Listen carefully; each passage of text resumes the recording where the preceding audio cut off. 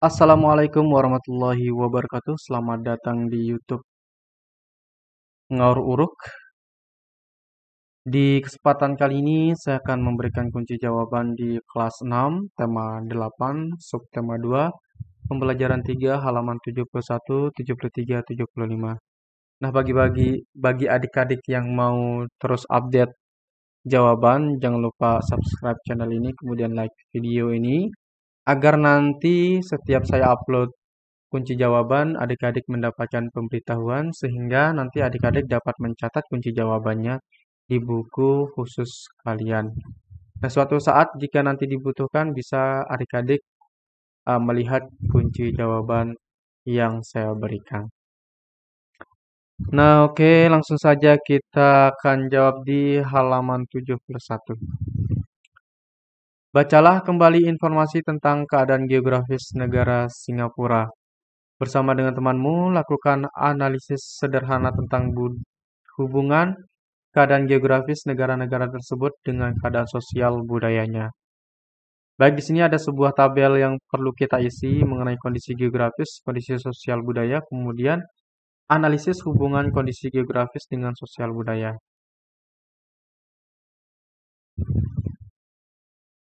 Baik, seperti ini Singapura, kondisi geografis. Ukuran Singapura panjangnya 41,8 km dan lebarnya adalah 22,9 km. Kondisi sosial budaya negara Singapura, peraturan ketat negara terbersih di dunia. Analisis hubungan kondisi geografis dan sosial budaya dari negara Singapura.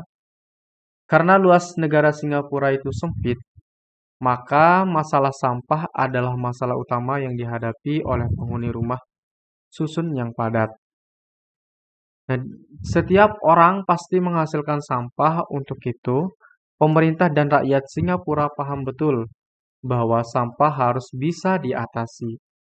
Pemerintah membuat aturan yang ketat mengenai masalah kebersihan dan rakyat Singapura berdisiplin menjalankan peraturan yang berkaitan dengan masalah kebersihan. Akhirnya, rakyat Singapura tetap nyaman tinggal di rumah susun yang padat. Pemerintah Singapura mampu melakukan efisiensi lahan Singapura yang sempit, dan negara Singapura mendapatkan predikat negara terbersih di dunia. Nah, negara Singapura ini merupakan negara yang sangat kecil, luasnya sangat kecil sekali. Nah, karena luasnya yang sangat kecil, kemudian penduduknya banyak, menyebabkan Singapura berpikir untuk membuat rumah susun tempat tinggal warganya. Nah, dari rumah susun yang telah dibuat, nah itu akan menimbulkan dampak terhadap sampah yang dihasilkan oleh orang-orang yang ada di rumah susun tersebut. Tetapi negara Singapura sangat tahu kondisi itu sehingga negara Singapura bisa memberikan solusi dengan mengolah sampah tersebut. Baik, kita lanjut ke peta pikiran manfaat konservasi alam di halaman 73. Peta pikirannya seperti ini. Pertama-tama kalian buat seperti bintang-bintang atau bisa kotak di tengah-tengahnya. Kemudian kalian tulis manfaat konservasi alam. Nah, kalian kemudian buat 7 bagian kotak di samping atas, kiri, kanan, bawah dari kotak tengah tersebut. Nah, di atasnya kalian tulis melindungi kekayaan dan menjaga ekosistem alam. Kemudian yang kanannya melindungi spesies flora dan fauna.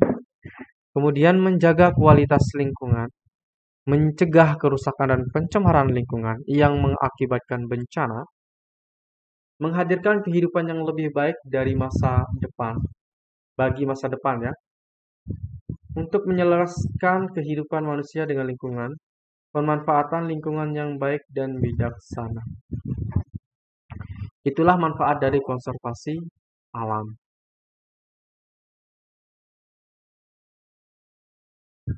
Berikutnya di halaman 75, kita diminta untuk mengidentifikasi tanggung jawab kita sebagai anggota masyarakat dalam menjaga lingkungan kita dari sampah. Nah, karena setiap manusia itu pasti akan menghasilkan sampah. Saya bisa menghasilkan sampah, kamu bisa menghasilkan sampah, mulai dari sampah plastik, sampah dapur, dan sampah-sampah yang lainnya. Itu pasti kita akan menghasilkan sampah tersebut. Nah, oleh sebab itu, kita harus bertanggung jawab atas sampah yang kita hasilkan. Kita harus bertanggung jawab dalam menjaga lingkungan ini dari sampah yang kita hasilkan. Jangan sampai sampah yang kita hasilkan ini membuat lingkungan menjadi tidak nyaman, tidak baik, bahkan tercemar. Itu tidak, jangan sampai terjadi. Oleh karena itu, kita memiliki tanggung jawab. Yang pertama, kita harus turut melakukan program recycle and replace. Kemudian yang kedua, kita harus membuang sampah pada tempatnya. Itu kewajiban kita. Yang ketiga, melakukan pemilahan sampah saat kita menghasilkan sampah. Yang keempat, menggunakan sumber daya alam secukupnya, menjaga kebersihan saluran air, ikut dalam kegiatan kebersihan warga, menjaga lingkungan dari limbah. Nah, membuang sampah pada tempatnya ini bisa menempatkan sampah pada tempatnya. Kalau ada bahasa lain mengatakan kita itu tidak mungkin membuang sampah. Tetapi yang kita lakukan adalah menempatkan sampah. Jadi pola pikirnya itu sampah itu kita tempatkan pada suatu tempatnya. Tidak kita buang. Kalau membuang itu berarti di sembarang tempat. Nah, berarti kita tempatkan sampah pada tempatnya. Berikutnya yang kedua adalah pemilahan sampah. Nah, ini kita pilah-pilah mana sampah plastik, mana sampah kaca, mana sampah besi. Itu kita pilah-pilah agar sampah-sampah tersebut bisa kita replace atau recycle. Kita daur ulang lagi agar menjadi barang yang lebih berharga lagi. Kemudian berikutnya kita menggunakan eh, sumber daya yang ada ini secukupnya saja, jangan sampai berlebihan. Artinya kalau kita menggunakan secukupnya itu akan bisa mengurangi adanya sampah yang kita hasilkan. Jadi lingkungan akan menjadi lebih nyaman kita gunakan. Menjaga kebersihan saluran air. Artinya kita tidak membuang sampah, itu artinya pada sungai kita menjaga kebersihan saluran air yang ada di sungai. Kemudian ikut dalam kegiatan kebersihan warga, menjaga lingkungan dari limbah.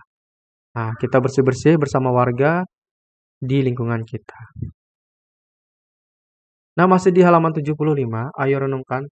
Renungkan kembali pengalaman-pengalaman pembelajaran yang pernah kamu lalui untuk memastikan bahwa kamu mendapatkan hak untuk memperoleh pendidikan.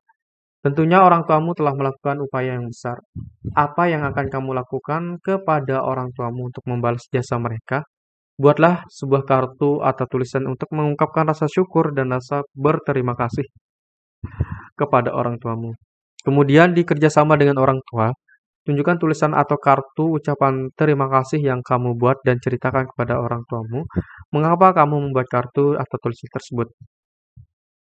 Nah, karena di sini orang tuamu itu sangat berjasa dan memberikan hakmu mendapatkan pendidikan. Orang tuamu membiayai kamu untuk sekolah, untuk membiayai kamu mendapatkan pendidikan yang bisa membuat kamu berkembang. Nah, lalu apa yang bisa kamu lakukan ke orang tuamu untuk membalas jasanya? Kamu tuliskan dalam sebuah kartu.